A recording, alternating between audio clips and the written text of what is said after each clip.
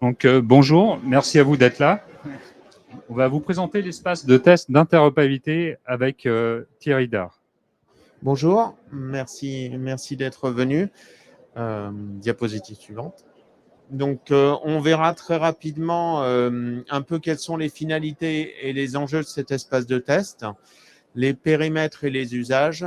On parlera aussi du partenariat avec Interop Santé. L'objectif de cet espace de test, c'est qu'il soit dédié à toute l'interopérabilité et pas seulement à l'ANES. C'est bien un espace de test national.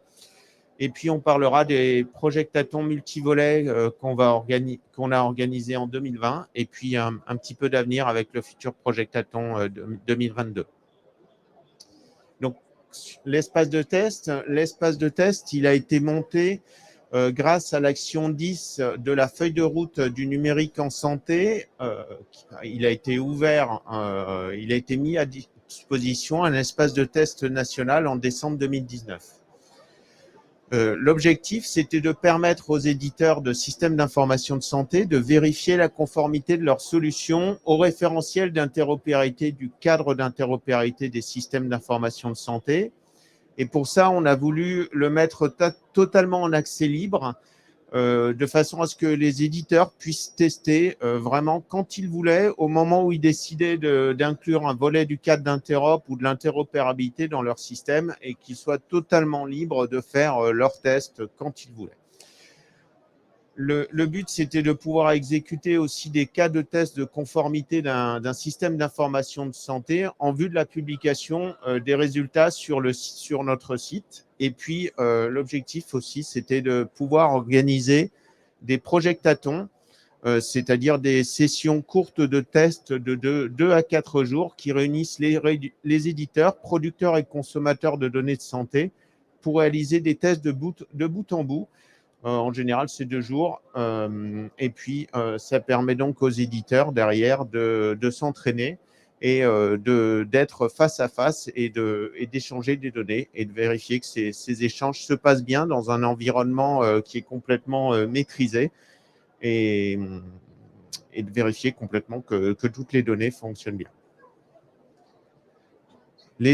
Les enjeux de l'espace de test d'interopérabilité pour les industriels, c'est bien sûr d'accélérer et de simplifier l'implémentation des référentiels d'interopérabilité. Pour les maîtrises d'ouvrage des secteurs sanitaires et médico-social, c'est d'améliorer la qualité des flux de données échangés, de réaliser des tests des solutions déployées et donner de la visibilité sur la conformité d'une solution. Pour les unités de production d'interopérabilité, c'est d'améliorer la maîtrise de la conformité des systèmes d'information de santé au référentiel. C'est d'héberger des validateurs externes, c'est-à-dire par exemple des validateurs, ceux d'Interop Santé, et de contribuer à un processus de référencement ou de labellisation. Le processus de référencement en cours en ce moment, c'est le Ségur de la santé. Et...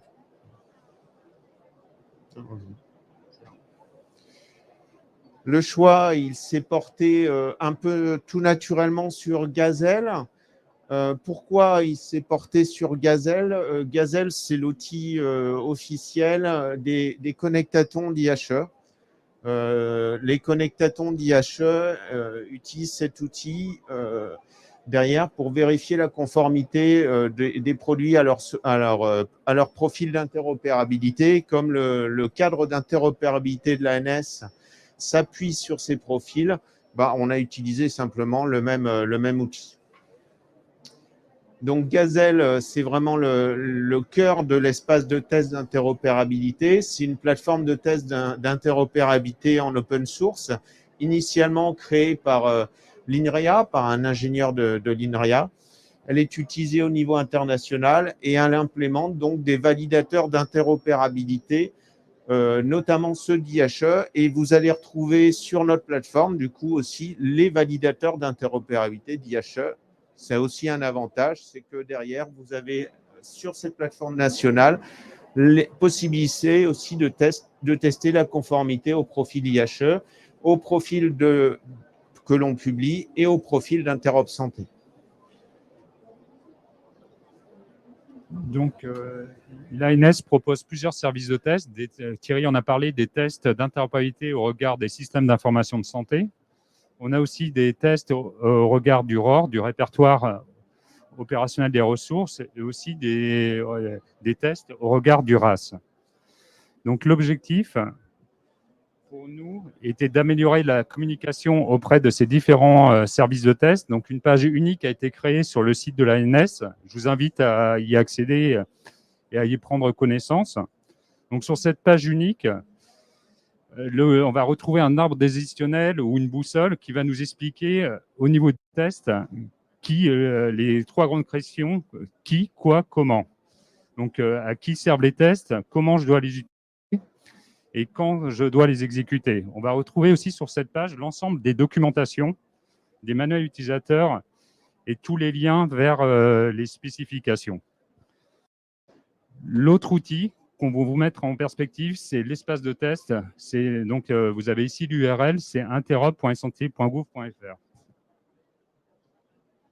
Donc, l'espace de test est accessible en mode libre service. On voulait faire quelque chose qui soit simple d'accès, facile d'utilisation, sans authentification, sans signature de convention. Donc, il nous suffit de cliquer sur le lien interop.santé.gouv.fr. On arrive sur l'espace de test. Et en arrivant sur cet espace de test en mode libre service, sans authentification, on va pouvoir directement valider un document. Donc, pour valider un document, on voulait vous montrer ici la simplicité. Je pourrais vous faire la démo si vous voulez après. Il suffit de cliquer sur valider. On télécharge son document. Ici, ça va être un document CDA. On dit à quel vérificateur on veut qu'il soit conforme et on accède directement à la page de résultat qui nous dit si notre document est conforme ou pas. Donc, il y aura donc des vérifications XML, des vérifications au regard du CDA et des vérifications au regard du volet. Ce qu'on voulait vous montrer ici, on le voit mal, c'est que le rapport de validation est super simple et lisible et accessible. On peut peut-être citer que certains rapports de validation, il y a plus de 5000 tests passés sur un seul rapport. Donc, c'est un outil quand même qui est extrêmement puissant. Et lorsqu'on fait un projectathon, c'est vraiment une session où on fait de nombreux tests unitaires. Donc, l'éditeur ou l'industriel peut se connecter à cet outil à tout moment de la phase de conception ou de réalisation. Il peut tester ses développements si son logiciel est conforme au référentiel d'interopérabilité. Ce qu'on voulait vous montrer ici, c'est qu'on a une plateforme en mode libre service, donc sans authentification, où on peut accéder directement aux différents services de test, au regard des spécifications proposées par l'ANS. Ça va concerner des volets CDA, des volets Fire, les archives IHE-XDM. On va retrouver aussi les services d'Interop Santé et les services internationaux qui sont poussés par IHE. Dans le cadre du Ségur, on a créé une plateforme dédiée pour les Ségur pour vérifier la bonne conformité des logiciels. À la différence du mode libre service, on va demander sur la plateforme Ségur à l'industriel de se connecter et d'exécuter des scénarios de test, puis de valider les différentes étapes de test. Le compte sur la plateforme Ségur est créé une fois que vous avez déposé votre dossier de référencement.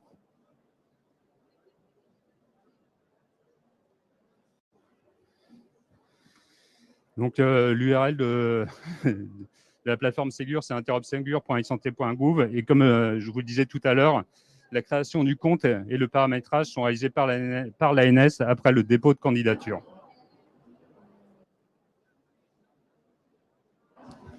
Donc, on a un partenariat avec Interop Santé, notamment on héberge leur validateur. Interop Santé, c'est ce qu'on appelle, nous, une unité de production d'interopérabilité.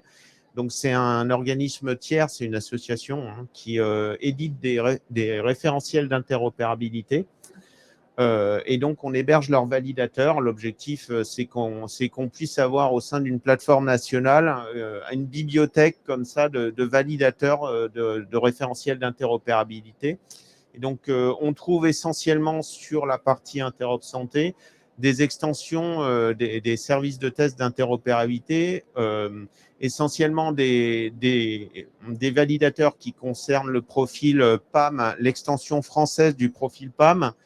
Le profil IHE PAM, c'est le profil notamment d'échange des patients, des mouvements et des séjours, notamment extrêmement utilisés en milieu hospitalier. On trouve aussi des validateurs de flux du format Spring XML, des outils de simulateurs, différents simulateurs, des outils d'échange et de validateurs de sharing value set, de jeux de valeur au format IHE sharing value set. Et puis, on trouve aussi des différents simulateurs démographiques data server pour créer des patients et les partager via des messages HL7. Donc, on héberge ces tests Interop Santé. On met gracieusement à la disposition de cette plateforme de tests derrière pour Interop Santé. Par contre, Interop Santé reste bien sûr en charge de la conception et le développement des outils de test, des supports de niveau 2, donc le support aux industriels quand il y a des questions notamment sur qu'est-ce qui se passe, il y a une erreur, je n'arrive pas à comprendre. C'est Interop Santé qui le fait à ce moment-là. Et puis, Interop Santé assure aussi la formation des industriels au service de test qu'ils publient sur cette plateforme. On va donc retrouver sur cette plateforme de test les spécifications poussées par l'ANS, les spécifications poussées par Interop Santé et les spécifications internationales. L'objectif, c'était vraiment de vous simplifier l'usage et les accès en vous proposant un seul espace de test et pas en vous multipliant les endroits où aller pour pouvoir tester le référencement ou la bonne conformité de votre logiciel. Ce qu'on voulait vous montrer, c'est que l'ANS organise aussi des projectatons ou connectatons. Thierry, je te laisse. Oui, alors, quel est l'intérêt d'organiser ces projectatons? C'est d'accélérer le développement des projets d'échange de données en profitant un peu de la présence de ceux qui ont créé justement ces volets, de ceux qui les ont spécifiés. Pour un industriel, c'est tester la conformité au cadre d'interopérabilité, mais aussi aux standards sous-jacents, que ce soit de l'HL7 CDA, un profil comme XDLab pour l'échange de données de laboratoire ou un profil comme XDM pour l'échange de pièces, de pièces jointes sur une messagerie sécurisée de santé. L'objectif, c'est de pouvoir tester l'interopérabilité justement avec un système tiers qu'on va retrouver sur le terrain. On communique largement sur les résultats de ces projectatons. On en a déjà effectué 3 des projectatons. Et donc, vous retrouverez l'ensemble des résultats de ces projectatons sur notre site, sur la page d'actualité du cadre d'Interop. Le projectaton de l'année dernière a été réalisé pendant au cours des GNI.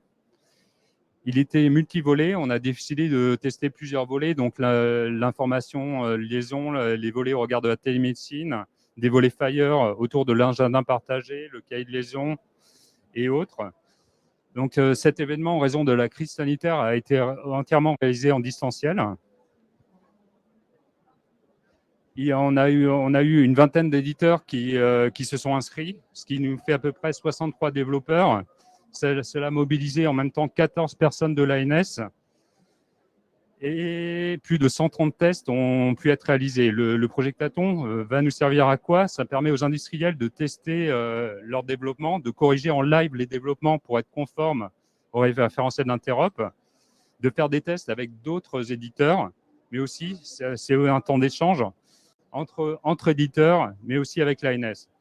On peut voir qu'on a besoin d'un temps d'échange dédié à travers le nombre de messages qui ont pu être échangés pendant ces 2 jours. Il y a eu plus de 4500 messages qui ont pu être échangés. Donc, cette forte mobilisation et la note de satisfaction au regard du projectaton montre qu'on a besoin d'un temps d'échange entre éditeurs, mais aussi avec l'ANS. Sur le projectaton, on est sur un partenariat win-win. Ça permet aux éditeurs d'accélérer leur développement au regard des spécifications, mais aussi ça permet à l'ANS d'identifier des évolutions au regard des spécifications mais aussi au regard de l'espace de test.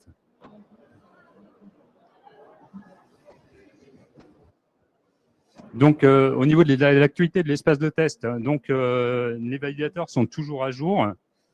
Les derniers validateurs sur l'espace de test permettent de vérifier la bonne conformité au regard de l'INS, que ce soit pour les documents, les volets CDA ou les volets FHIR.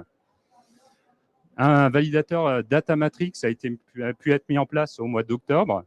Un simulateur FHIR aussi pour simuler les interactions.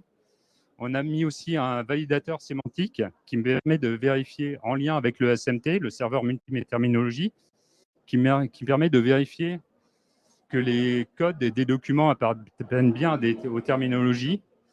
Pour la fin d'année, on va vous mettre en place des API de validation, ce qui fait que vous pourrez intégrer directement dans votre logiciel de contrôle de version continue l'appel à ces API et faire des tests au cours des releases ou des développements.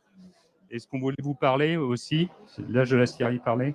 Et donc, on vous donne surtout rendez-vous au prochain Projectathon de l'ANS qui aura lieu du 14 au 17 mars 2022. Et pour toute suggestion, tout commentaire à propos de cette présentation, de l'espace de test ou du futur Projectathon, donc n'hésitez pas à nous adresser un mail sur cette boîte mail de façon à ce qu'on puisse derrière y répondre très rapidement. Et vraiment, on vous donne rendez-vous au prochain Projectathon qui aura lieu normalement dans un super espace dédié à ce Projectathon. Oui, n'hésitez pas à nous écrire ou à nous faire vos suggestions sur l'espace de test et autres. On est vraiment dans un principe de co-construction. Donc, c'est un outil qu'on met en place pour vous. Et donc, n'hésitez pas à nous écrire. On est en attente de vos suggestions.